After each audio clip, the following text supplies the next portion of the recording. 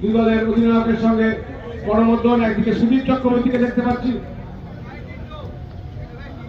Centre সার্কেলের কাছে দাঁড়িয়ে হচ্ছেন সুদীপ চক্রবর্তী। এদিকে আমরা মেহনাদুদ্দিন ওয়াডুকে দেখতে পাচ্ছি, করমর্দন করছেন দুই দলের অধিনায়ক। সংগ্রাম মুখার্জি রয়েছেন, এদিকে রয়েছেন বিভাস ঘোষ, জগদীশ ঘোষ আছেন।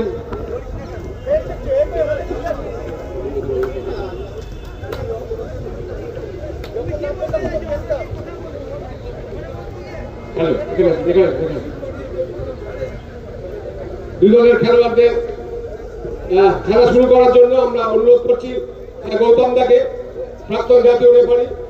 AR1 AR2 আছেন, আমরা নাম বলেছি বিশ্বরূপ ভট্টাচার্য, সঞ্জীব গাঙ্গুলি, প্রসেনজিৎ মন্ডল। ঠিক আছে,